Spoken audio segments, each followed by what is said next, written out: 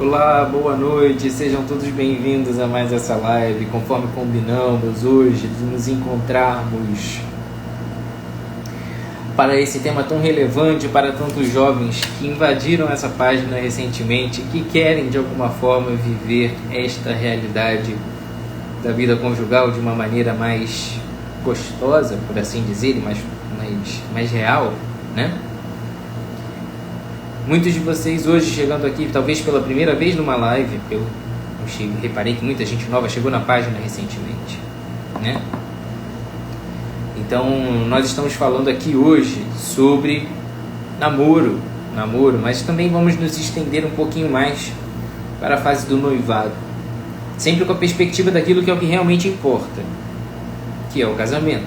Afinal de contas, ninguém namora para ficar namorando, e isso é coisa de adolescentezinho da malhação, né? E nós vamos conversar hoje sobre o que nós temos que considerar para a gente sair daquele namorozinho gostoso da malhação e começar a ingressar na vida real, não é verdade? Então vamos debater aqui alguns aspectos desta consciência que deve estar presente no namoro quando vocês estão diante da pessoa que vocês decidiram amar. O tema de hoje então é o namoro cristão autêntico, certo? Concordam comigo? Vou botar aqui e fixar. Tá? Colocando aqui. Quem estiver aí pela primeira vez, dá uma sinalizada para mim, para eu dar boa noite, dar as boas-vindas. Fico muito feliz de ver tantos rostinhos novos aqui na live, que eu não tenho visto muito nos comentários aí das últimas vezes. E a live vai ficar salva, Bárbara, vai ficar salva, seja bem-vinda. Muitos adolescentes e jovens aqui apaixonados, adultos e namorados que ainda esperam por essa realidade do casamento, né? Você que está aí às voltas com seu rolo, às voltas com crush, essa é a hora de mandar essa live para ele saber. Às vezes você não tem coragem de falar, né? Não tem coragem de se manifestar. Essa é a hora de você mandar para ele no aviãozinho e dizer muito sem falar nada, né? Laís Gamarra está falando aqui, ontem mesmo me falaram que a castidade não é vida real. A castidade não será vida real para aqueles que viverem uma realidade delirante da castidade, isso sim. Sim, de verdade, quem não está inserido na sua realidade, de fato não consegue entender que a castidade é uma coisa real. Afinal, a castidade não foi inventada pelos anjos, perdão. Ela foi inventada pelos santos, né? Porque a castidade é um conceito próprio da condição humana. Não foram os animais que inventaram o conceito da castidade. Ah, tô vendo aqui, ó. Karine, é isso? Mãe de jovem. Sensacional, sensacional. Eu espero que tenham muitos pais de jovens vendo essa live de hoje para entender qual é o processo que esses filhos estão passando e o que o apoio de vocês no namoro deve ser. E como vocês devem trabalhar isso nesse momento para que depois a sua família não seja um problema para a sua futura sogra ou seu futuro genro, tá? A sua futura nora, né? E seu futuro genro, perdão. Bom, para aqueles que estão casados eventualmente assistindo essa live, uma outra boa notícia. O entendimento do que é um namoro é a perspectiva do que ele poderá vir a ser, que é o casamento. Aqui eu vou te dar o caminho das pedras de tudo aquilo que você precisa pensar, de tudo aquilo que você precisa vislumbrar dentro do seu relacionamento se você quiser que esse namoro aconteça ou vá à frente. O que significa que aqueles casais casados que estão aqui nos vendo já sabem que a realidade que os namorados hoje estão por ver ainda, vocês já estão vendo. E que a solução das crises conjugais que vocês enfrentarão e não pensam nisso antes de dar o sim, os casados já estão vivendo e terão as crises enumeradas aqui e as soluções para essas crises também enumeradas. Certo? Então vamos ao que interessa, né? Nós estamos falando aqui para casais recém-casados, pais de jovens que estão namorando, né? Mães de jovens, a Mônica Oliveira ali falando agora. Nós estamos falando com casais que estão para casar e casais que nem estão pensando nisso porque não sabem, né? Ou como o Marcelo Carvalho ali à espera de um milagre, né? Marcelo, gostei do seu posicionamento. Esse status no Tinder, né, deveria existir. à espera de um milagre. Bom, a primeira coisa que as pessoas precisam entender sobre namoro, para parar com essas afetações, né, romantizadas dessa fase própria dos jovens, né, mais própria dos jovens, a primeira coisa que a gente precisa saber é o que é esse namoro, né? E nesse sentido a gente precisa pontuar que o namoro, ele não é nem o relacionamento mais definitivo do mundo, nem pode ser analisada do mundo. Ponto final, né? Então o namoro é esse caminho totalmente irreversível. Voltei? Estão me ouvindo? Estão me ouvindo bem agora? Vamos lá. Voltou? Tem um sinal de vida aí, gente. Voltou?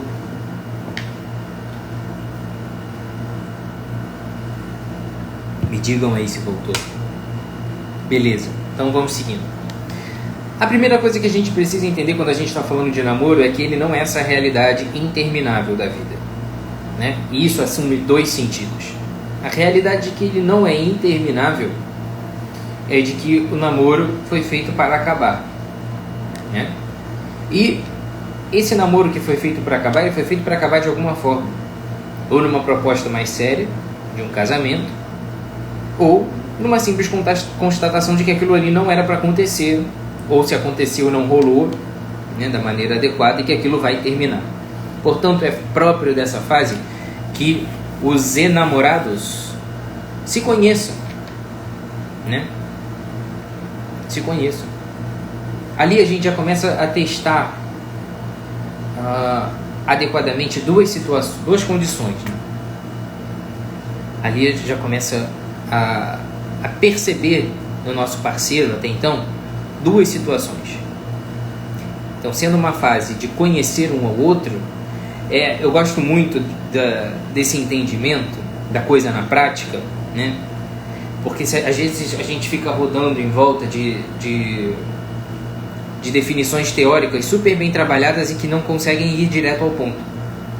Outro dia me perguntaram na caixinha, assim, um jovem bem jovem, ou quase um adolescente, talvez pela foto eu não consegui distinguir, me perguntou sobre se é permitido beijar, ou ficar, ou algo desse sentido, né?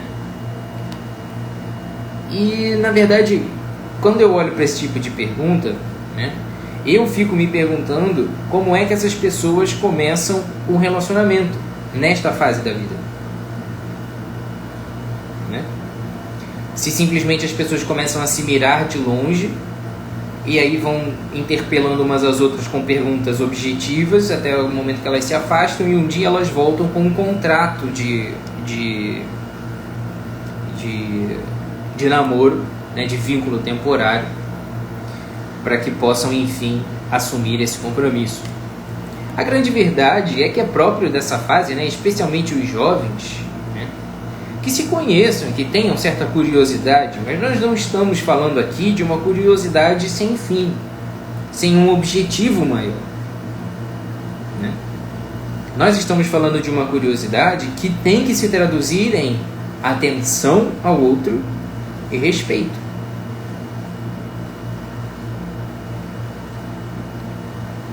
E, na verdade, quando a gente pensa nesse movimento inicial do namoro, né, motivado pela curiosidade, há ali um certo elemento de encantamento, que vai depender das características, muitas vezes físicas, ou de outros atributos que essa pessoa tem. É óbvio que uma pessoa que cuida da sua aparência, uma pessoa que está sempre bem arrumada, mas não só isso, uma pessoa que fala direito, né? Uma pessoa que tem um papo interessante minimamente, que saiba falar de coisas acertadas, né? Que não tem esse discurso banal de empoderamento ridículo que a gente vê hoje em dia, totalmente desfigurado, né? Por aí, que seja realmente uma personalidade autêntica e forte ali, ainda que em formação, né? Em crescimento próprio dessa fase, né? Mas é próprio que nessa fase você deva ser interessante de fato. E nesse momento, a sua postura de ser interessante é fundamental, mas também a sua postura de estar atento aos detalhes, aos interesses, às características do outro também será. Então, nesse momento, você já consegue testar esse movimento inicial de interesse, tá? De interesse. E aí, nesse meio tempo, né, é que os jovens começam a criar essa verdadeira noção de comprometimento, de qual é a motivação maior desses movimentos, dessas relações interpessoais. Ali você já começa a sedimentar os teus valores, na grande maioria das vezes. Então, quando a gente trabalha a atenção no outro e respeito, isso significa que você fará dessa companhia que você está disposta a dar para outra pessoa, né, um momento de se debruçar sobre ela e de entender quem ela é, do que ela gosta, né, o que ela espera de um relacionamento, se essa pessoa tem alguma religião, se ela tem pai, se tem mãe, né? Isso é fundamental. E aí muita gente me pergunta se é certo ficar, né? Se é certo, enfim, ir pro Tinder ou qualquer coisa assim. Veja, o meio que você vai utilizar para conhecer essa pessoa pouco me importa no final das contas, desde que obviamente você não vá procurar um eventual parceiro, né, um eventual namorado ou namorada num boteco bebendo cachaça. De fato, aí você provavelmente não vai se aproximar de pessoas que estejam querendo alguma coisa muito séria. Esse é o grande problema, eu acho, que a gente encara hoje em dia, né? As pessoas hoje em dia vivem reclamando que não encontram ninguém, mas não sabem também onde procurar, né? Porque não querem ter o trabalho de se reservar a esse sacrifício de renunciar a certas coisas para encontrar a pessoa certa. E aí eu fico pensando muito, né, sobre a maneira como esses jovens têm se direcionado um ao outro. A grande verdade é que esses valores que a pessoa sustenta, eles não vão se manifestar muitas vezes por essa realidade aparente e imediata. Muita gente aqui falando sobre questão de se a igreja é lugar de procurar namorado. Isso não garante muita coisa, né? Nem no boteco tomando cachaça, como eu falei, e nem adianta esperar que você encontre a pessoa certa na igreja, só porque está na igreja. Vou desativar aqui os comentários então para vocês estão meio nervosos com isso. Então, naturalmente, que você consegue muito bem encontrar boas pessoas bem intencionadas na tua circunstância, na tua realidade. E essas pessoas não aparecerão com selo de qualidade por aí. De modo que, se você vai num movimento de jovens dentro da igreja, ou se você vai numa festa, num sábado à noite, numa boate, ou qualquer lugar assim que seja, num bar, um jogo de futebol, num churrasco no final de semana, da turma do não sei quem, independente dessas circunstâncias, de fato, o que você precisa é se ater a esse movimento inicial. Se esse movimento inicial ele é baseado num interesse supérfluo de possuir alguém, ou se ele é um interesse que se manifesta com respeito e com atenção a você, né? É muito estranho você se aproximar de uma pessoa e na conversa constantemente a pessoa está preocupada em se expor cada vez mais. Se há, independente de um amor inicial ou não, né, o que vai mover um jovem em direção ao outro em geral é o encantamento. Esse é um movimento natural, óbvio. Tá? E a partir desse encantamento, essas duas pessoas que se encontram precisam demonstrar minimamente que há ali um movimento real de interesse sobre o outro. Não esse interesse do querer te usar, mas um interesse desinteressado. Parece meio maluquice isso, mas é aquele interesse de estar na presença do outro, de descobri-lo mais a fundo. Isso se manifesta com essa atenção, com esse respeito. com esse entendimento de que o que está ali diante de você não é um pedaço de carne, mas uma pessoa com uma história a ser contada para você. Então, muitas vezes, quando a coisa já caminha, né, para aquele lado do vamos ali no lugar para a gente se conhecer melhor, esse é o papo mais furado que existe no mundo, né? A gente quer se conhecer melhor, eu quero passar a mão em você. Basicamente, nós estamos falando disso. Ao passo que aquela pessoa que é verdadeiramente atenciosa e respeitosa, o interesse máximo dela em você será, e se você é assim, o seu interesse máximo nessa pessoa será em simplesmente conhecê-la, em decifrá-la de alguma forma. Há um interesse nesse valor que a pessoa tem por aquilo que ela é, não por aquilo que ela vai te oferecer em troca, né, por assim dizer. Então esse movimento inicial ele já é muito fundamental para um relacionamento começar. Então assim, um relacionamento que começa por um beijo, começa por isso aqui. Muitas vezes as pessoas têm as coisas ali desordenadas na cabeça delas e não sabem muito bem se está na hora de dar um beijo ou não, se está na hora de se envolver com a pessoa ou não. E de fato, um beijo significa um movimento de intimidade. E se você está abrindo a tua vida assim, com um beijo, para as pessoas que você mal conhece, tem alguma coisa desordenada dentro de você, né?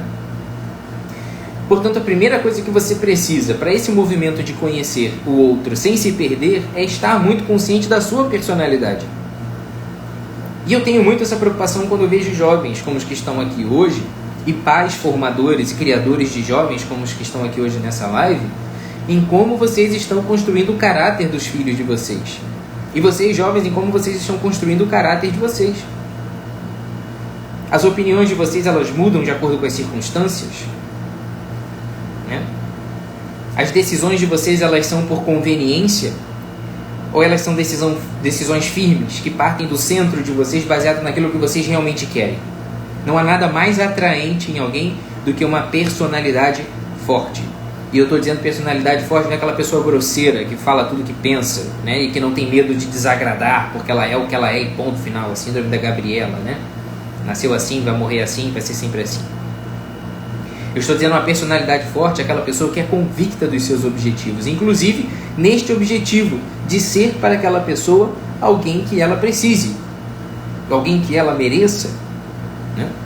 E não de simplesmente sair por aí feito um catavento, passando de mão em mão até que em algum momento a química acontece. Eu já fiz uma live aqui sobre sexualidade, no primeiro desafio Sexo Sem Sofrência, em que um dos vídeos mais polêmicos que eu já fiz, um dos cortes mais polêmicos que eu já fiz, que eu coloquei aqui de propósito nessa página, eu recortei o vídeo e botei isso para chamar atenção, é que muitas vezes as pessoas esperam uma determinada química, né? Vou beijar para ver se tem uma química, eu vou transar com fulano para ver se tem uma química, a gente está junto, mas não rolou aquela química. Isso não existe, tá? E se existe de alguma forma, em algum sentido, né? A pessoa tem pegada, tudo bem, isso pode acontecer, mas isso não vai sustentar o relacionamento de ninguém. Isso pode, no máximo, gerar um fogo na periquita, um fogo no periquito, que da mesma forma que vem, o vento leva. E não sobra nada daquelas duas pessoas que se misturaram ali. Então, quando a gente pensa nesse movimento inicial do conhecer, do ir em direção ao outro, você tem que pensar que você está indo em direção a uma pessoa, e não a uma coisa. E que, portanto, há uma dignidade ali a ser respeitada, há algo sagrado ali a ser respeitado, né? Você não está indo ali como quem se aproveita de um outro e come um doce gostoso e depois vai embora, porque as coisas que vocês fazem um com o outro deixarão impressões, poderão causar traumas, poderão causar outras repercussões, e nós temos que estar atentos a essa pessoa para saber, né, se nós somos de algum modo compatíveis com essa outra pessoa. Depois dali, a partir do momento que você conhece o outro e se agrada daquilo que você conhece, porque ninguém é obrigado a gostar de ninguém, e você não precisa beijar na boca dos outros para saber se você gosta ou não dessa pessoa, nem passar a mão em lugar nenhum dessa pessoa, né? Porque você não vai fazer um reconhecimento tátil de ninguém, mas conhecer uma identidade, conhecer uma personalidade. Portanto, esses primeiros movimentos de aproximação, ele vem da atenção, do olhar, dos sentidos, da contemplação. dessa admiração daquele ser que inicialmente te encantou. E se o outro, de fato, quer demonstrar para você esse interesse desinteressado, esse deve ser o comportamento dele. Não é fazer um método Braille na tua vida e sair passando o dedo em tudo que ele vê pela frente, que ela vê pela frente, mas uma contemplação com os olhos, com os ouvidos, a atenção mesmo. De deixar que aquela pessoa diante de você fale, te conte os anseios, os medos. Quantos casais, depois de anos de casado, chegam no meu consultório, eu não posso nem falar muita coisa, porque ali eu não faço terapia ainda dentro da consulta, chegará um momento em que eu poderia fazer terapia. Mas, quantas pessoas passam por essa realidade no casamento, chegam no meu consultório e começam a enumerar vários problemas do marido, problemas, ou me mandam um direct aqui, que é pior ainda, porque no direct a história não tem limite, né? A pessoa vem aqui e desabafa até o final. Eu fico feliz que tenham vindo aqui, não para não ouvir besteira por outros cantos, mas eu leio às vezes a história, eu fico pensando. E aí eu olho, porque meu marido é assim, ele é grosso, ele é egoísta, ele é ignorante, ele não entende, ele não reconhece minha religião. Eu ouço muito isso. Ele não respeita minha religião, ele não respeita minha família, ele não quer ter filhos comigo porque ele tem medo. E eu fico pensando, como foi o namoro e o noivado dessa pessoa? Como essas pessoas gastaram tempo juntos, se enroscando por aí, entrando num carro e saindo para um lugar deserto até se enrolar, né, embaçar o vidro o tempo todo? É esse tipo de convívio que essas pessoas têm antes de assumir esse compromisso vital, esse compromisso indissociável do casamento? Aonde foi que você entregou a sua vida neste mundo até que a morte te separe deste homem? Até em que ponto você decidiu entregar a sua vida para ele, se você não sabia minimamente se esse cara queria ter um filho? Que tipo de conversa você tinha com essa pessoa a ponto de não saber que o sonho da vida dele é fazer uma Eurotrip? Cai fora, minha filha. Que tipo de ambição isso serve para deslumbrar mocinhas de 15 anos? Pessoas maduras não se encantam com pessoas que têm esse tipo de sonho de vida. Teu sonho é fazer uma Eurotrip? Sério isso? Ai, meu sonho é ser... Como é que chama? Então tem que tomar cuidado com isso, tá? Meu sonho é ser missionário na África, que eu quero acabar com a fome das pessoas. Meu amigo, isso é papinho para te levar, isso é papinho para te conquistar. É claro que eu estou exagerando aqui o estereótipo, né? Mas é aquela galera, porque eu quero conhecer não sei o que lá, porque dizem que é uma experiência muito boa. E, olha, cai fora. Esse tipo de experiência heróica, romantizada da vida, só serve para agradar adolescente até os 15 anos de idade. Depois disso, o que deve nos despertar interesse é essa vida real que nos cerca aqui. Então, em algum momento deste relacionamento que não teve atenção e nem respeito à presença do outro, vocês não conseguiram perceber. Depois de 5 anos de casado, você começou a se queixar que o teu marido não queria ter filho contigo, que ele tem medo, que ele queria primeiro chegar na direção da empresa, ser CEO de uma multinacional, mas ele é, na verdade, o assistente júnior do estagiário da empresa.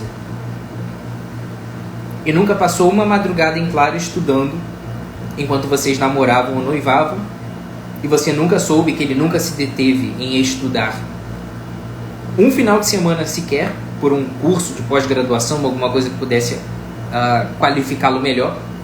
Você nunca soube disso, nem nunca pôde criticá-lo nesse sentido, percebê-lo nesse sentido, porque nunca se dedicou a olhar para ele. Porque você entrou no relacionamento, ainda que você estivesse esperando o seu São José, como várias dizem aqui pra mim, e respondem na caixinha, esperando o meu São José, esperando o meu São José. E você? Tu é a Virgem Maria pra alguém? Você espera um príncipe no cavalo branco passar na tua frente. Mas qual é a pose que você faz quando passa esse tipo de homem na tua frente?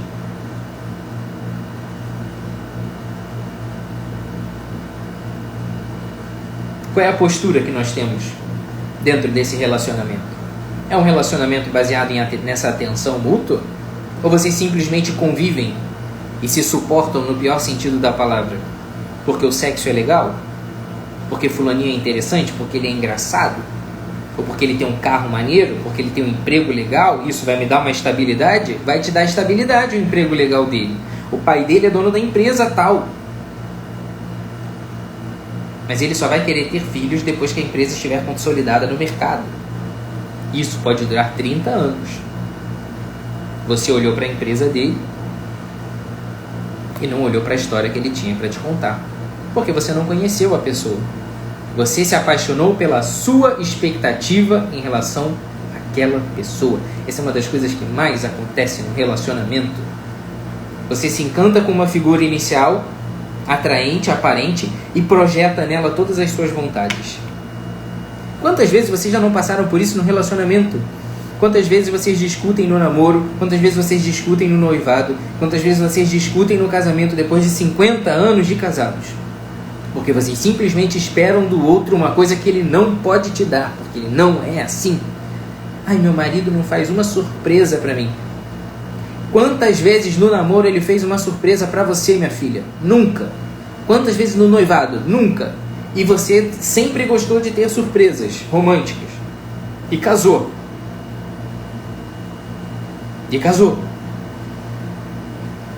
Então a culpa é sua. Ele nunca disse para você que ele ia te fazer surpresa. E você nunca tratou de conhecê-lo, de ter esse olhar atento, porque você estava simples olhando para aquilo que ele poderia te dar de volta. O teu olhar sobre ele nunca foi desinteressado. Quando você se desinteressa, quando você tira essas suas projeções e expectativas, é que você olha para a coisa como ela é, para a pessoa como ela é, não como você quer que ela seja. Esse é o verdadeiro processo de conhecimento um do outro. Esse olhar desinteressado. Sabe uma coisa que é fundamental nessa hora? E que quem não tem já entra perdendo? Espiritualidade. E ainda que eu não esteja falando propriamente de religião, é inevitável, eu sinto muito se você não tem. Se dê esse tempo, tenha paciência. Mas olha, a espiritualidade do homem é que permite tratar, é que permite que ele trate as pessoas com esse olhar desinteressado, que dá dignidade às pessoas pela condição de ser pessoa. Ponto. Ainda que ela não seja para você vantajosa. Porque no sentido da criação dela existia um desejo amoroso de que ela existisse e que fosse bem cuidada. Por isso a espiritualidade é fundamental. Eu vou falar mais disso no final da live. Mas deixa essa pulga atrás da tua orelha. Se você é ateu, se você não tem religião, acredita em Deus como aquela força máxima, maravilhosa que rege o cosmos, bota essa pulga atrás da tua orelha e perceba que nenhuma outra ideia, nenhum outro pensamento, a não ser naquele impregnado de espiritualidade, que não é uma cegueira, não é um fanatismo, mas apenas quando o homem adquire esse contato íntimo com essa verdade absoluta de que as pessoas foram criadas por amor e para serem amadas, apenas aí existe essa atitude desinteressada de olhar para o outro por aquilo que ele é e ponto, e não por aquilo que ele pode dar para você. Esta visão utilitarista dos homens, esta visão utilitarista da humanidade é o que rege hoje a nossa educação. É o que determina hoje a conduta dos jovens. Que para sair, para conhecer o outro, tem que bater a boca aqui e ali, tem que passar a mão aqui e ali, tem que roçar aqui e ali, como se nós fôssemos corpos ambulantes, né? E não dotados de uma alma, de um significado maior e mais profundo que não se pode tocar, onde você chega com, de fato, o coração, naquilo que o coração representa simbolicamente, os teus sentimentos, os teus valores, com a tua honra, com a tua dignidade, com a tua honestidade, com a tua fidelidade. É isso que você tem que tatear no outro quando você está conhecendo. Até que desse processo de enamoramento, de encantamento com a pessoa, vai surgindo uma vontade invariável de que você fique ali. Fique ali com ela, com ele. Nesse processo de encantamento, por uma história que está sendo contada por você, é que naturalmente há essa vontade de ficar. O que é o ficar? Eu não consigo reconhecer esse ficar como estágio de relacionamento onde as pessoas começam a se beijar eventualmente. Isso não existe. Isso é a visão utilitarista das pessoas, materialista.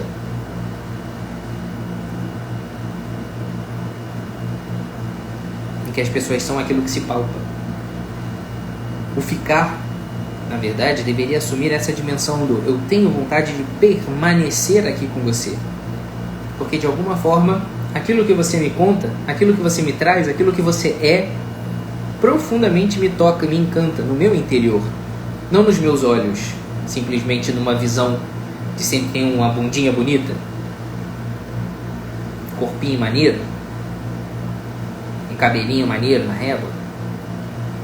Ai, porque aquela barba, minha filha, que tipo de olhar é esse tão superficial que você lança sobre os seres humanos? Que beleza que você se interesse de imediato pelas pessoas bonitas. A beleza é capaz de transcender e apontar para o céu também. Sério, é sério. Quando você olhar para a beleza de uma igreja, não olhe para a beleza de uma igreja como um desperdício de dinheiro. Basta você conviver com pessoas que moram num lugar feio, sujo, mal cuidado, que você vai ver que essa pessoa tem pouquíssima inspiração na vida. Se ela vive numa casa suja, feia, mal cuidada, não estou dizendo na realidade de pobreza, estou dizendo de cuidado. Essa pessoa provavelmente é muito pouco inspirada na vida, porque a beleza é transcendente. A beleza revela essa coisa superior, que é o sentido da nossa vida. Não menosprezem o valor da beleza, mas não parem nela. O verdadeiro conhecer, esse atingir o centro do outro e decidir se você quer ficar, envolve gastar tempo, atenção, dar de si. Parar de pensar só em você e sentar do lado da bonitinha, do bonitinho e ouvi-lo. Não precisa sentar no colo de ninguém. Sente-se de frente ao lado e olhe nos olhos das pessoas. Basicamente é só fazer tudo aquilo que a malhação não faz. Depois desta percepção de alguém com o qual você queira ficar no sentido de permanecer, você terá um certo caminho ali de cuidar. Aí entra a castidade. Aí entra a castidade. Primeiro conhecer o outro nessa tua dignidade inviolável, ou que deveria ser inviolável. Daí nasce a motivação do eu não posso simplesmente colocar esta mulher, este homem nessa situação indigna de ser usada feito um pedaço de carne e não aparecer no dia seguinte. A velha história das pessoas que se deitam esperando uma mesa de café da manhã no dia seguinte, um buquê de flores, um telefone, um telefonema, e nunca recebem. Foram usadas, sorrateiramente pelos papinhos encantadores mais manjados da história, Então, a partir do momento que você conhece verdadeiramente, nascerá ali uma vontade de cuidar daquilo que tem valor, daquele ou daquela que tem valor. E aí é a castidade se manifestando. É um amor que não usa, é um amor que não vê o outro como um fim, um meio, mas um fim. Por que eu estou com essa pessoa tão interessante? Porque ela é interessante e ela merece ser cuidada. Ponto. Não é porque ela tem as coxas grossas. Entendeu? Não é porque ela tem carro. Entendeu? É porque ela é maravilhosa. E eu quero desfrutar desta presença.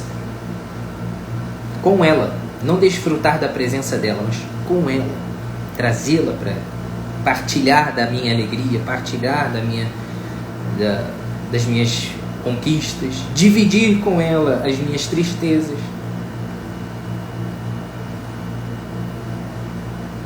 É natural. Isso é uma coisa fundamental e vocês precisam entender isso quando vocês estão falando de casamento. Tá? Ou de preparação para o casamento, ou qualquer relacionamento minimamente sério. É inevitável que a pessoa com a qual você mais convive te exponha o seu pior lado. Porque se ela se sente muito à vontade com você, é provável que ela acabe por entregar, por descuido, por imperfeição própria da condição humana, que ela entregue para você a sua pior versão eventualmente, quando ela estiver com medo, ansiosa, acuada. Pode ser que essa pessoa revide em você.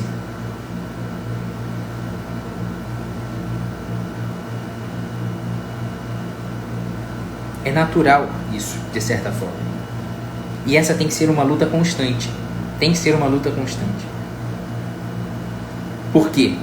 Guardem isso para a vida de vocês. Guardem isso para a vida de vocês. Se aquela pessoa com a qual você decidiu conviver, se aquela pessoa para a qual você decidiu ser companhia, ela recebe no cotidiano a tua pior versão, se ela convive com teus piores vícios, nada mais justo que você dê a ela também todos os seus maiores dons e as suas maiores virtudes. Quantas vezes num relacionamento longo, depois das pessoas se conhecerem tanto, quando surge uma discussão e você quer ganhar, quando você quer ter razão, você vai lá direto na ferida. Você sabe que aquela pessoa tem um trauma familiar, você sabe que aquela pessoa ali sempre teve um relacionamento ruim com a mãe ou com o pai, e você vê que ela está cometendo um erro igualzinho, você vira para ela e fala assim: você fala da sua mãe, mas você é igualzinha a ela.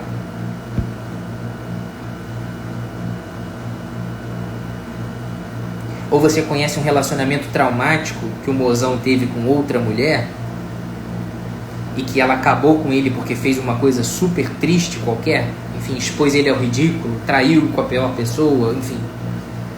Aí você chega para ele e fala assim: você está fazendo comigo a mesma coisa que aquela fulana fez com você. Aí você ressuscita aqueles traumas da pessoa, humilha ela, porque você quer ter razão. Isso é uma tristeza. E muitas vezes nós revelamos essa pior face que nós temos aos outros, a mais egoísta, a mais grosseira, a mais cruel que nós temos. Então nada mais natural que nós viemos a dar para essas pessoas que convivem cotidianamente com os nossos piores vícios e maldades, e nada mais justo que nós demos a essa pessoa também o nosso melhor lado, e que nós nos esforcemos extraordinariamente para que essa pessoa conviva com as nossas virtudes e com aquilo de bom que nós temos para ofertar. Esse movimento, esse pensamento, quando ele se torna uma ação, a castidade está existindo. A castidade, ela encontrará um caminho para acontecer. Porque o que é, muitas vezes, esse cair, né? Eu vejo muitos casais estão falando aqui comigo atualmente, ou comentando lá nos posts: a gente caiu, mas a gente não desiste de lutar. O que é esse cair, se não um revelar esse teu lado mais egoísta de querer usar essa pessoa por alguns minutos, sabendo que não é aquilo que ela quer? Que ela quer chegar no altar com a sensação de vitória no relacionamento, e não de ter sido derrotada tantas vezes. E você vai, pega na ferida da pessoa, sabe que ela está num dia fraco, que ela está num dia difícil, você vai lá e fica provocando, passa a mão daqui, dá um beijinho no ouvido ali, uma coisinha no pescoço aqui, uma passada de mão lá, não sei o que, nananã, e vai. Envolve aquela pessoa com o teu egoísmo, com as tuas vontades mais sórdidas, depois fica aquela frustração, que você sabe que você fez o que não devia. Nada mais justo que você faça uma força extraordinária para dar àquela pessoa que você eventualmente magoou dessa forma toda a sua melhor versão. E a premie também com as tuas palavras mais doces, as tuas atitudes mais generosas, as pequenas surpresas do dia a dia, por que não? E aí eu retomo aquele primeiro passo do conhecer-se. Se você não sabe do que aquela pessoa gosta de fato, como é que você vai agradá-la? Aqui, essa atitude do cuidar, ela não existe se não houve o conhecer primeiro. Não adianta ficar dando tiro no escuro. A pior coisa que tem para um relacionamento, por exemplo, em que as pessoas gostam de ganhar e dar presente, a pior coisa que tem é quando a pessoa repetidamente recebe coisas que ela não gosta. Não é porque ela é materialista, mas é porque ela percebe que ali não houve o mínimo de atenção em 5, 10 anos de relacionamento da pessoa, de estar andando no shopping, ver a fulaninha comprar uma roupa e olhar, ela gosta de roupa assim, ela gosta de uma joia assim, ela gosta de relógio assim, ela gosta de sapato assado. Se você um dia compra um presente para tua amada, uma roupa, um sapato, homens, ouçam o que eu estou dizendo. Se você um dia compra uma roupa para tua amada e que ela aceita de cara e gosta e não troca, cara, você está bem no caminho certo. Porque você está olhando para ela e vendo o que ela gosta. E se você só dá coisa que ela troca, que ela não usa tanto, que ela nem se alegra tanto quanto recebe, preste atenção, isso não é um materialismo barato. Não é materialismo barato. Se você, no dia do namoro, do aniversário de namoro, do aniversário de casamento, se você, no dia do noivado, não conseguiu acertar o lugar para comer com essa pessoa no restaurante, não acertou um restaurante legal que a impressionou, presta atenção na pessoa que você ama. Ela com certeza já demonstrou para você em vários momentos o que ela gosta de comer, onde ela gosta de ir, onde ela gosta de passear. Se você não impressionou, você não precisa de nada extraordinário a não ser olhar para o dia a dia com essa mulher, com esse homem e fazer por ele aquilo que ele gosta. Percebe que você não precisa dar uma joia de 10 mil reais para a pessoa, apenas acertar em cheio num presente tem um valor incrível de renovar o ânimo no casamento. Não precisa ser caro, precisa ser bem escolhido. Aqui as mulheres estão entendendo muito mais do que eu estou falando do que os homens, né? Porque os homens são muito mais práticos do que as mulheres, muito mais pragmáticos nos presentes. Um homem é capaz de se contentar com uma chuteira, que para ele não será qualquer atitude vaidosa, né? Usar uma chuteira, por exemplo, mas ele usa muito, então aquilo para ele é interessante. Mas a mulher dificilmente se contentará com um presente que o cara chega aqui que eu comprei para você trabalhar. Ela vai odiar essa merda. Entendeu? Para trabalhar ela compra. Mas você não, você tem que comprar alguma coisa com cuidado. Entendeu? Não é comprar o útil. Aqui que eu comprei para você um espremedor de laranja. Entendeu? Esse sapato para trabalhar, simplesinho, é a mesma coisa que dá para um espremedor de laranja quase. Entendeu? A não ser que ela tenha comentado com você que ela gostou muito daquele sapato e não tinha o número dela. Aí você foi lá na outra loja igual e comprou esse sapato. É para trabalhar, mas você se dedicou. Você teve atenção com ela. Percebe esses elementos práticos que eu estou falando?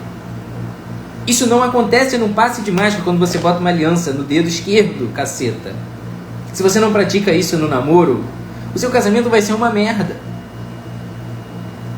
Se você casou só no civil ou no religioso, vai ser uma merda. Não tem milagre quando cruza o braço diante de você. Se você continuar sendo um desatencioso, miserável, egoísta, o teu casamento vai pro buraco igual. E você vai ser ainda mais cobrado, porque você prometeu até que a morte te separe dela. Quem casou só no civil, palavras ao vento. Também é uma forma que faz e desfaz com o divórcio. Por isso o casamento é tão bonito. Por isso a Igreja Católica é tão bonita. Ela nos lembra que a nossa palavra tem peso. Nós não somos moleques. Por isso que é tão difícil ser católico. Só os fortes, só os verdadeiros homens e mulheres se aventuram nesse caminho. Por isso que ela é tão atacada. A Igreja Católica é a espinha na carne, o tempo todo. Aquela lança na carne. Te lembrando, você não é o Senhor desse mundo. Baixa a tua bola. Baixa a tua bola. Quem é que gosta de entrar no templo para receber essa mensagem o tempo inteiro? Poucos ficam. Enfim, passemos ao próximo ponto. Tentando encerrar antes que acabe o tempo da live, né? Deixa eu ver quanto tempo tem aqui. Tá, 44 minutos. Tá sendo útil, né? 400 pessoas. Bom, o caminho final desse processo é o querer caminhar junto, de fato. Olhar para frente e enxergar um futuro em comum. Parece óbvio o que eu estou falando, mas vocês conseguem enxergar que casais que se deparam com a crise de um querer filho e o outro não, simplesmente nunca olharam juntos na mesma direção? Se eu falo, parece óbvio, mas na prática não é. Eu estou enfrentando uma séria crise no meu relacionamento porque o meu marido quer morar fora. Ele recebeu uma proposta de emprego que é a proposta da vida dele para morar fora. E eu não quero. Porque a minha família é tudo para mim. Eu não quero me distanciar da minha família. Eu não quero que meu filho cresça longe dos meus pais, do meu irmão. Caceta, será que você nunca conversou sobre planos para o futuro, profissionais, com o teu marido? A culpa é sua. Você nunca perguntou para ele o que ele esperava do trabalho, onde ele queria chegar na empresa onde ele trabalha. Isso para ele era uma coisa natural. Ele não necessariamente falou com você porque ele era egoísta, mentiroso, e ele tinha esse plano e quis te esconder para casar contigo. Mas quantas vezes você falou para ele assim: se fosse no trabalho, eu nunca largaria minha família por causa de trabalho. Eu nunca me distanciaria da minha casa por causa de trabalho. Quantas vezes você falou isso para ele? Ou quantas vezes você perguntou para ele: e aí o teu trabalho? O que você faz? Qual é o cargo que você ocupa no seu trabalho? Você é chefe? Você gostaria de ser chefe? Onde você quer chegar? Você quer morar onde? Você gosta de casa? De apartamento? Quantos filhos você quer ter? Você gosta de cachorro? Você gosta de viajar para lugar de praia? Ou de serra? Isso é causa de briga entre as famílias. Meu Deus, isso se resolve com 5 minutos de conversa no final de semana? Quando você tem 15 anos, 16, 17, e você não tem dinheiro para fazer nada, você vai no McDonald's e você resolve esse problema igual. Não precisa fazer terapia para isso, porra. Então, se você não olha para o futuro, para o mesmo lugar que o outro, porra, não fica com o outro. Porque não vai dar certo. O rostinho bonito não vai sustentar nada. O sexo legal não vai sustentar nada. Não adianta se tratar um ao outro como um pedaço de carne. Se não tem essa castidade no meio, os verdadeiros interesses, ficam escondidos. Estão entendendo por que é tão escroto transar antes do casamento? Estão entendendo? Não foi porque Moisés pegou a tábua dos coisas e desceu com isso dos céus e falou: aqui não pecar contra a castidade significa não transar antes do casamento, seus cretinos. Ouviram? Não é por causa disso. Porque Moisés só botou naquela tábua aquilo que já é a realidade das coisas e que nos foi revelada por generosidade. Se o foco do teu namoro é transar no final de semana quando os teus pais não estão em casa, você não vai exercer essa atenção desinteressada sobre o teu amado. E quando ele virar o teu cônjuge, você vai constatar que o tempo todo você transou com estranho. Por quê? Porque era gostosinho, caceta. É por isso que não é para transar antes do casamento. Não é porque é feio, não é porque é impuro. É impuro, em outro sentido. Mas não adianta você querer esperar uma vida de um casamento maneiro se você simplesmente passou o seu namoro e noivado o tempo todo pensando em roçar no outro quando dava, encontrando subterfúgios para terminar enroscado na cama com ele ou com ela. Porque se a gente der linha nessa pipa, meu irmão, esses desejos vão crescendo e nos domando e nos dominando. Não vai ter espaço para esta procura dessas coisas mais valiosas enquanto a gente estiver chafurdando nessa lama de egoísmo, querendo transar.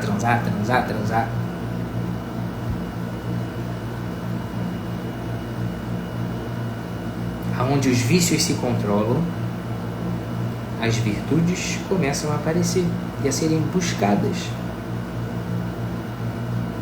E isso não é uma virada de chave milagrosa.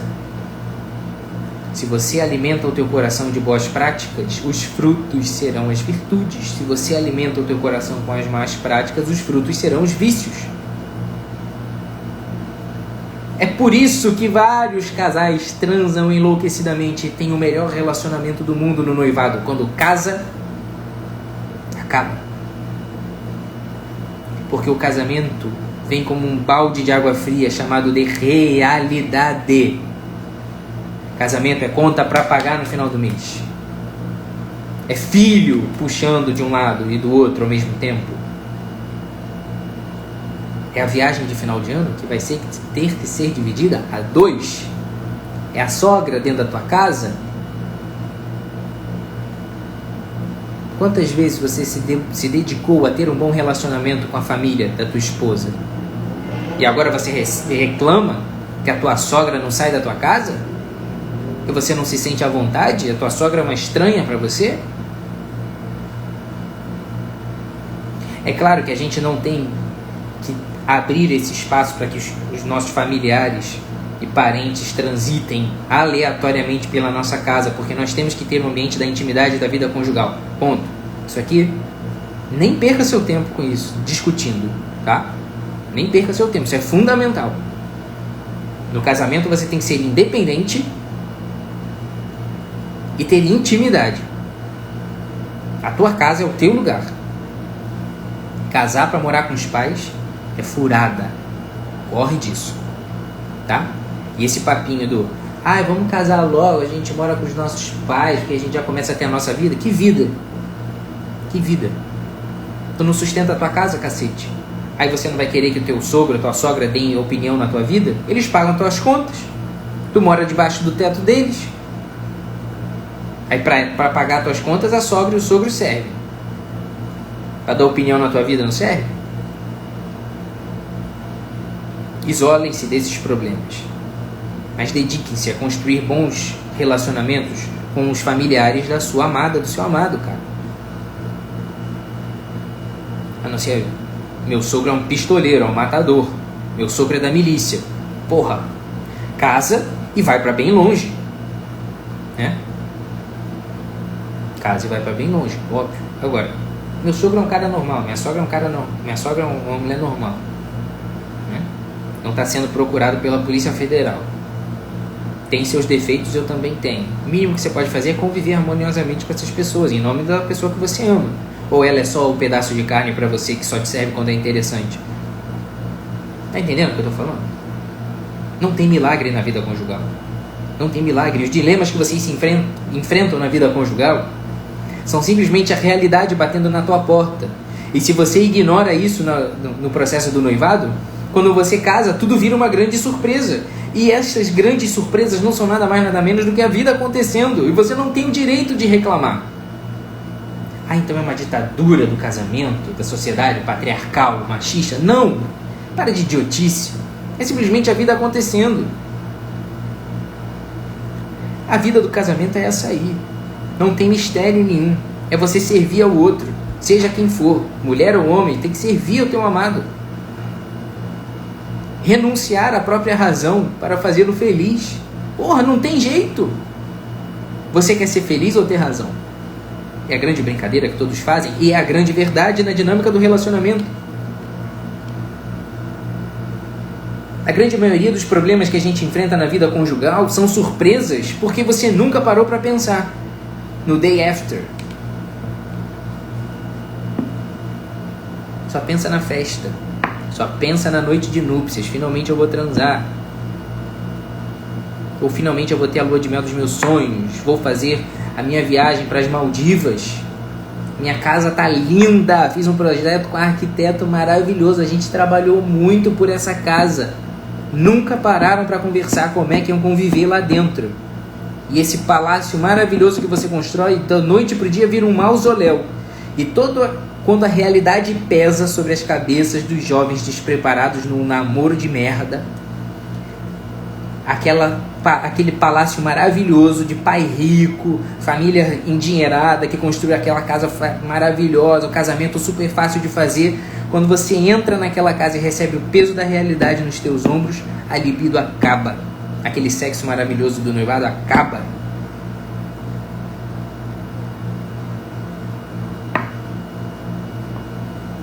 A gente transava pra caramba quando era noivo, mas agora esfriou, Porque antes você transava com uma expectativa, uma ilusão que você fazia de uma pessoa que você via eventualmente. Agora você tem que transar com esse cara que tá aí da tua frente. Transar significa não é roçar para ter prazer e chegar no orgasmo, é se entregar na tua profundidade, na tua intimidade. Se esse cara não for atraente, você não vai ter tesão nele. E se você não se debruçou a conhecê-lo, no processo, a conhecê-la no processo, quando você vira a realidade e aquela pessoa que era a sua expectativa e era uma mentira, se mostrar a você como uma megera, ignorante e egoísta, a culpa é sua, que não a conheceu como deveria. O problema é teu, você prometeu. Ninguém te obrigou a subir no altar. A verdade é essa, ninguém te obrigou. É por isso que na igreja não tem divórcio. O papel a gente rasga e joga fora, dane-se. Uma hora tá aqui com a minha sócia, parceira, divisão total de bens, não deu mais certo. Beijo pra você, vou procurar outra, você também. O amor acabou, a gente preferiu terminar com essa amizade. Por isso que é difícil ser católico. Você olha pro altar, você sabe, eu não posso subir aqui de novo porque essa igreja autoritária quer dizer pra mim que eu não posso fazer isso de novo, que eu não posso amar outra vez. Pra que fazer essa mesma palhaçada de novo? E ficar subindo no altar de 2 em 2 anos? Seja homem, encare as consequências das suas palavras, porque aqui nesse altar você não sobe de novo para fazer essa palhaçada que você fez da outra vez. Quer acabar? Vai viver tua vida então sozinho, porque você não sabe ser gente. O altar da igreja pode nos dizer muito disso, né? Basta olhar para aquela cruz que está pendurada lá em cima de todos. Aquela cruz, quando você olha para o altar, quando você se casa dentro da igreja, ao invés de você ficar olhando para os convidados, olhando para o teu terno, olhando para as flores que estão ornando aquele altar, olha para a cruz. Olha para a cruz. Antes de dar o teu sim, quando você for casar, faz isso que eu estou te falando agora. Quando você for casar, para de olhar para os enfeites, para de olhar para os convidados, para de olhar para o vestido da noiva. Quando você for dar o seu sim, você olha para a cruz.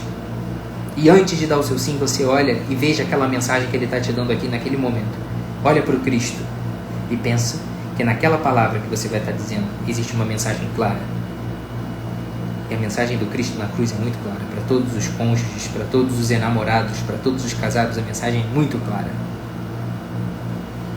Não tem volta. É uma vez por todas, meu irmão. Essa é a mensagem do Cristo para você. Não tem volta. Uma vez por todas. Bom, pensando em termos mais práticos ainda a longo prazo, é de se espantar a quantidade de vezes que um casal realmente se surpreende, né, com certas situações que são perfeitamente inerentes à vida conjugal. E é nessa situação que você começa a olhar para a vida do vizinho e achar que o casamento do outro é sempre melhor, porque você não paga a conta com o vizinho, você não viaja com o vizinho, você não convive com a família do vizinho, você convive com a família do teu marido. Por isso ele é o pior do mundo. Convive com o marido das outras para você ver se eles também não são a mesma porcaria que você acha do teu marido. Tudo que você acha que só o marido das outras não faz, se você tiver uma semana de convivência, você vai descobrir que é assim com todo mundo. Né? É assim com todo mundo. E pense, existem crises que são comuns a qualquer relacionamento. Isso, para você saber que existe, basta conviver. Vou enumerar algumas para vocês. E depois vou dar possíveis soluções, para que vocês entendam que se vocês não conseguirem ter essa dinâmica dentro do namoro e do noivado, não adianta casar, porque a aliança não exorciza problema. A aliança pode exorcizar o nosso orgulho, a nossa vaidade. A aliança pode exorcizar isso, se você fizer a coisa direito. Mas a aliança não exorciza problema. Isso não vai imunizar a tua casa contra os dilemas de uma vida a dois. Uma das crises, então, eu enumerei aqui para você, para não me perder em nenhuma. Uma das crises é a crise do amadurecimento. Não se esqueçam que vocês vão casar e que isso é um processo. Vocês não estão prontos casando. Quando é que vocês estarão prontos para casar? Quando vocês casarem. Ponto. É assim. Ai, porque a gente está esperando. Ridículo, covardia. Se vocês ficam enrolando... Eu namorei vergonhosos 7 anos, porque eu não tinha essa visão. Hoje eu olho para trás, quando alguém me pergunta quanto tempo eu namorei, eu tenho vergonha. Não façam isso com vocês. Qual é o momento certo para casar? É aquele que você casa. E é para ontem. Ou é para ontem, ou é nunca. Parem com essa palhaçada de namoros eternos que vêm e vão 5 vezes. Se você já foi e voltou 5 vezes com o teu namorado, com a tua noiva, depois de cada crise ninguém quer mais nada, para com essa merda. Separa de uma vez e evita gastar o tempo e o dinheiro dos outros com investimento nessa cerimônia que vai ser uma palhaçada, tá? Para com isso. Relacionamento que vai e volta o tempo todo é ridículo. É para terminar no máximo uma vez, perceber os erros, refletir de maneira madura e voltar de uma vez por todas e perceber, eu fui um idiota, eu vou voltar e não vou mais fazer isso. Pronto. Voltou, não vou mais fazer isso. Fez, foi embora, voltou. Isso é palhaçada. Isso é malhação. Novela das 8, tá? Então, você precisa, uma das crises é a crise do amadurecimento. Não entender que é um processo, que não existem pessoas prontas ali. Deu uma travada aqui. Outra é a crise de falta de sentido. Não entender qual é o objetivo de casar-se. Qual é o objetivo de casar? Eu quero ser feliz. Ah, é? Parabéns. Você deu o primeiro passo na direção do abismo. Qual é o sentido do casamento? Levar o seu cônjuge para a eternidade. Ah, então eu não preciso ser feliz? Precisa, levando o seu cônjuge para a eternidade. Eu não posso curtir a minha vida depois que eu casar? Pode, levando o seu cônjuge para a eternidade. Dá para curtir a vida levando o cônjuge para a eternidade. Dá para ser feliz levando o cônjuge para a eternidade. Dá para beber no final de semana, dá para sair, dá para viajar, dá para passear, dá para ver televisão, dá para ler, estudar, trabalhar. Fica um homem decente, uma mulher decente, levando o cônjuge para a eternidade. Ai, meu objetivo então não pode ser feliz, eu tenho que me anular por causa do outro? Tem. Vai criar caso com isso? Vai chorar? Vai espernear? Então vai, casa para você ser feliz e ver o inferno que a sua vida vai ser. E de quebra, você ainda vai fazer o inferno na vida dos outros. Então eu não posso ser feliz, eu tenho que me anular. Tem que se anular. E ser feliz assim. Olha para a cruz de novo. Quando você estiver dando o teu sim no altar e percebe. Amar é servir. Amar é ser colocado, é estar disposto a ser pregado numa cruz pelo outro. É dar a vida e não cobrar que o outro dê a vida dele para você. Por isso é tão difícil um casal subir no altar hoje em dia. Quer casar no civil, fazer uma cerimônia no campo, porque no campo não tem nada, não tem cruz nenhuma para te lembrar desses compromissos.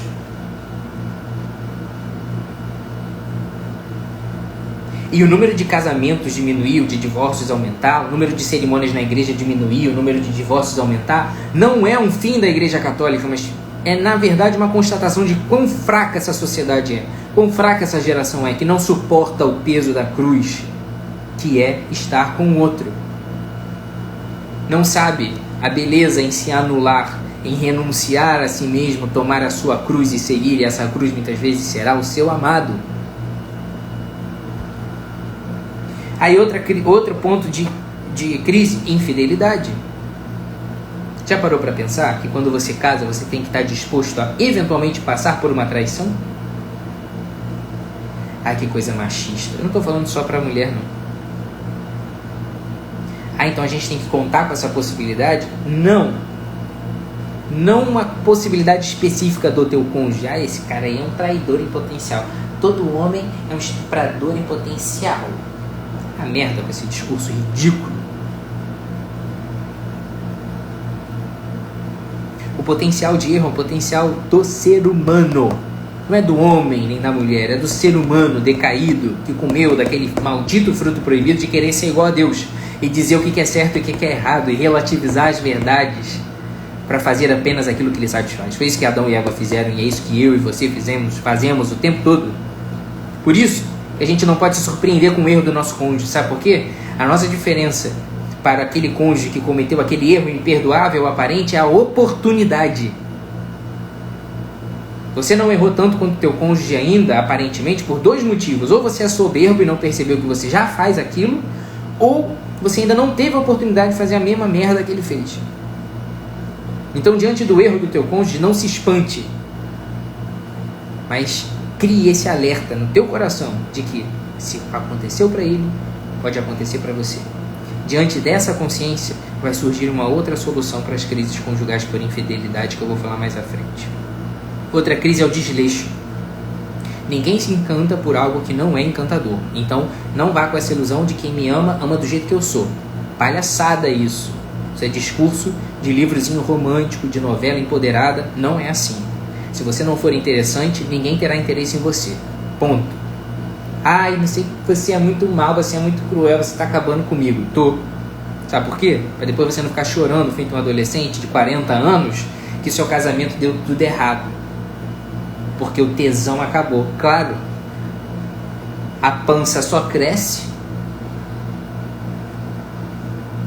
tudo caindo com a ação da gravidade. Você anda dentro de casa com a roupa toda esfulapada, não arruma esse cabelo. Estou falando para homens e mulheres, não faz essa barba, não se ajeita, fica igual um maltrapilho dentro de casa. É claro que o vizinho vai ficar mais bonito e mais atraente que você. Outro, o ressentimento. Errou, perdoou, acabou. Tá te incomodando? Fala, resolve. Tem que correr agora que essa live pode acabar a qualquer momento. Sentimento de posse ou ciúmes.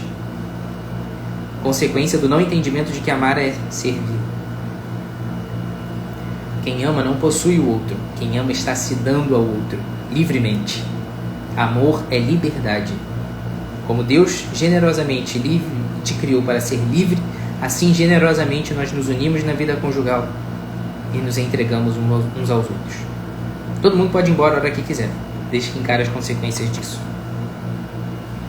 A vida profissional esmagando, né? A famosa história do cara que quer ser CEO e esquece que tem esposa e filhos. E que se ele for CEO, vai ter que largar todo mundo para trás muitas vezes. Crise dos filhos, já enumerei aqui. Crise da família dos cônjuges, já enumerei aqui. Todas essas são crises totalmente previsíveis e que têm que estar diante dos teus olhos quando você está conhecendo alguém. Para você não se surpreender depois por desatenção tua, porque isso não é culpa de ninguém, se você não sabia sobre isso, do teu cônjuge futuro. Soluções para esses problemas. Renovar a admiração. É o antídoto para o desleixo. Ser encantador e renovar a admiração pelo outro nas coisas que realmente importam. Meu marido nunca faz surpresa para mim, mas ele nunca fez. Então não espere isso dele. Ele não é assim. A linguagem do amor dele não é essa. Não espere que ele vá fazer isso. Espere que ele lave a tua louça, que ele passe um tempo contigo enquanto tu tá vendo aquele programa do Discovery Home and Health que ele odeia de vestido de noiva, mas ele tá ali do teu lado, suportando aquela merda para te fazer companhia. É assim que ele trabalha, que diz que ama. Ele conserta tudo dentro de casa porque ele gosta de ver você feliz e realizada quando as coisas em casa estão em ordem. Então para de esperar das pessoas aquilo que elas não são. Assumir os erros, né? Quem caminha na verdade tem uma vida muito mais feliz. Não fica fugindo feito um adolescente e jogando a culpa dos seus erros nos outros. Assume os teus erros. Não seja um adolescentezinho de 30 anos que joga a culpa na sogra, no sogro, no cunhado, na esposa, no vizinho, no trabalho, na amante, na bebida. Assuma os seus erros. Eu fiz isso porque eu fui um egoísta babaca. Ponto. É o primeiro passo para você corrigir. A outra solução é corrigir ao invés de criticar. Qual é a diferença? É que na correção você promove uma mudança. Na crítica você fica igual uma maluca histérica enumerando os defeitos dos outros. Ou você fica que nem um maluco, né? Histérico também, enumerando os erros dos outros. Fica feito um trovão dentro de casa, criando tempestades no copo d'água. Essa garota é uma preguiçosa. Essa casa tá sempre uma merda. Esse aqui é o inferno da minha vida. Que bonito isso que você tá fazendo, né? Grunhindo, feito um porco dentro de casa. Qual é a mudança que vai ter em relação a isso? No máximo as pessoas vão ficar putas contigo, porque você é chato pra cacete e só sabe reclamar. Pronto, legal essa mudança que você promoveu no teu seio familiar. Ater-se aos fatos, não inventar moda, não discutir por aquilo que não é. Não ficar delirando sobre o que o seu marido pode estar pensando sobre. Se você acha que ele está pensando alguma coisa, pergunta para ele, conversa com ele. Ô fulano,